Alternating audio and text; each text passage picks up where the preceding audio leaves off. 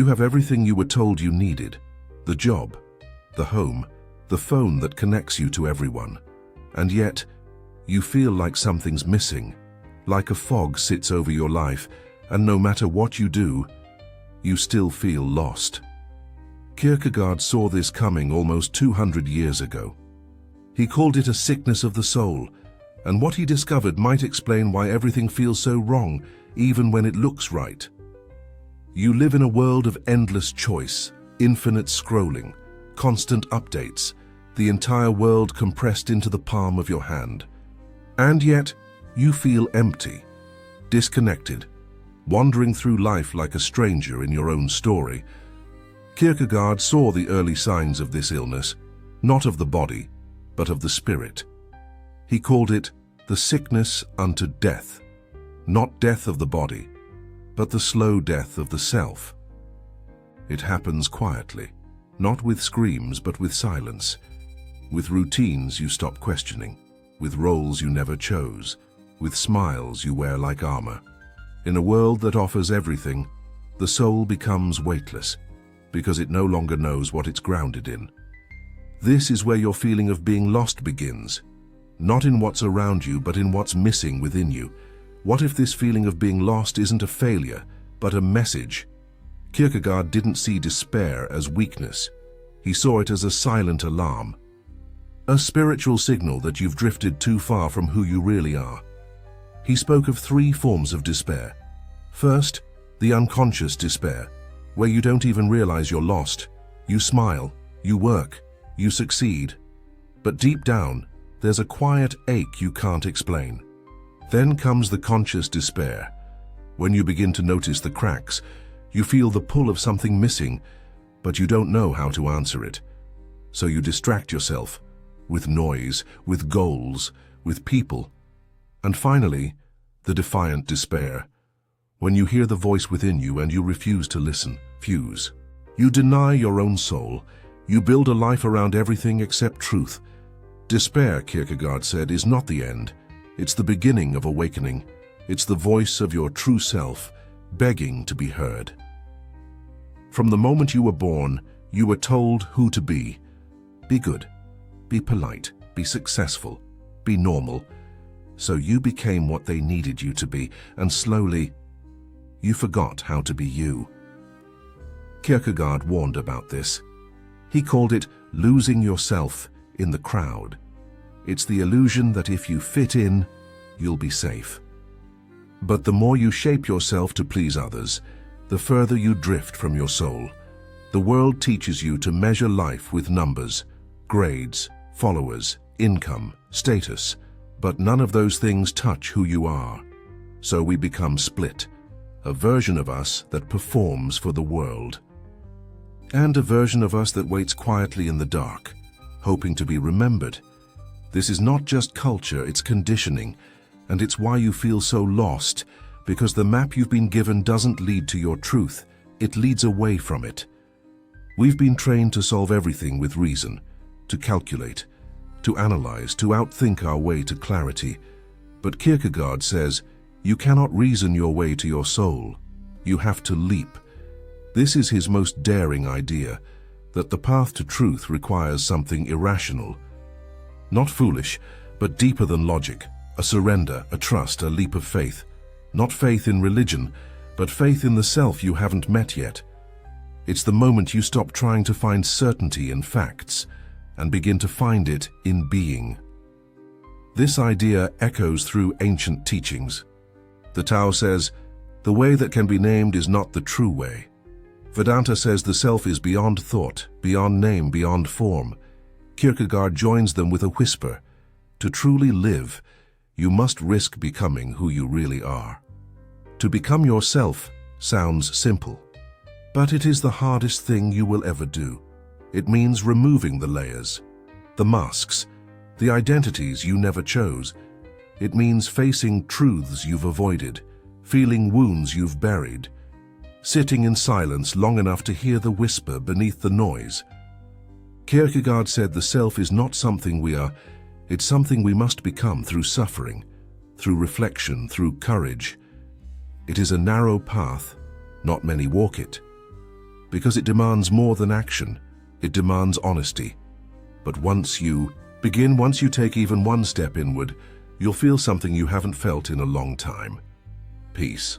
Not the peace of comfort, but the peace of alignment. The peace of no longer running from who you are. Now comes the paradox. You want to find yourself. So you search, you read, you watch, you meditate. You try to consume your way into clarity. But what if all this searching is the thing that's keeping you lost? Kierkegaard warned us we often hide in the search because it's easier than the truth, easier than change. We make a lifestyle out of seeking, but we never become what we seek. Because becoming requires stillness. It requires stopping. It requires looking directly at what we're afraid to see. You are not meant to collect truths like souvenirs. You are meant to embody them, to live them, to become them. So here we are, at the edge of something deeper. You are not broken. You are not behind. You are not lost. You are awakening, slowly, quietly. From a life that wasn't truly yours, the pain you feel is not your enemy. It is your invitation to return, to remember, to realign. Kierkegaard's truth was never about despair. It was about the self that waits behind despair, the self that never left, only faded, only slept. Now, it's waking up. Have you ever felt it? That quiet, aching sense that you're lost? Not just confused or uncertain, but truly lost, as if something inside you has come undone. And the worst part is, you can't even explain why. You go through the motions, smile when you're supposed to, say the right things, pretend everything's fine, but something doesn't fit. Something feels hollow. Here's the truth no one tells you. Feeling lost might be the most honest moment of your life. And it might be the first sign that you're finally waking up. Søren Kierkegaard, the Danish philosopher, saw this condition not as a sickness, but as a signal, a quiet, divine whisper. The moment before transformation. You are not broken. You are being summoned.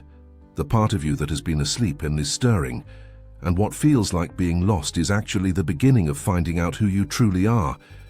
But to do that, you'll have to walk through the fire of your own becoming. And it won't be easy. Kierkegaard didn't use the word despair the way we do today. To him, despair wasn't sadness. It wasn't depression. It was the condition of a soul that refuses to become itself.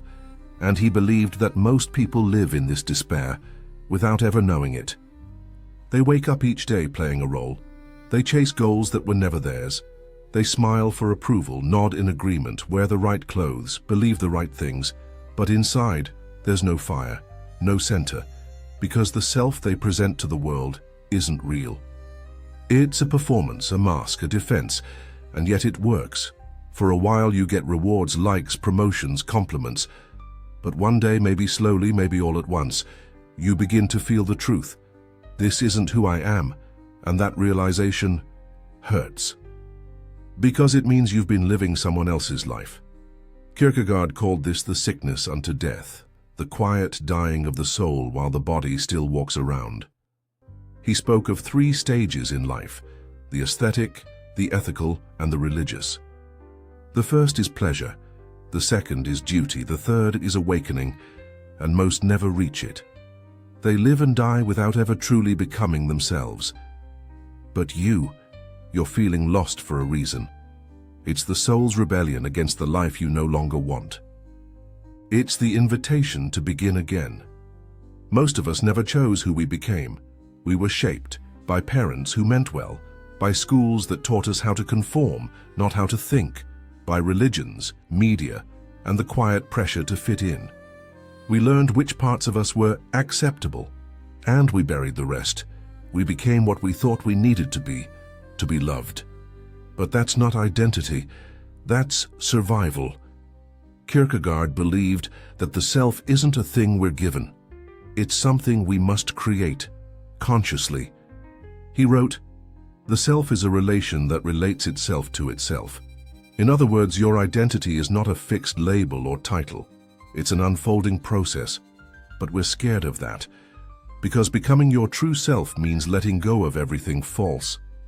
The labels, the roles, the image, and when those start to fall away, you feel naked, exposed, you feel lost. But here's the paradox. The mask you were wearing was never you. And the feeling of being lost is what it feels like to finally stop pretending. Kierkegaard warned of the aesthetic life, a life built around pleasure, distraction, and the avoidance of pain.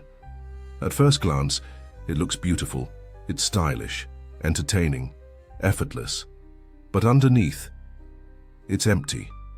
It's the life of the modern world, scrolling endlessly through feeds, chasing dopamine, staying just busy enough to never be alone with yourself. It's the influencer who's always smiling and secretly hollow. It's the man who hops from one thrill to the next, afraid of commitment, afraid of stillness. It's the life of those who say, "I'll be happy when..." But happiness never arrives. Because the aesthetic life is a trap. It promises joy while quietly feeding despair. Kierkegaard said it leads to a collapse. A moment where everything you used to enjoy starts to taste like ash, when the music stops, when the lights dim, and you're left alone with yourself.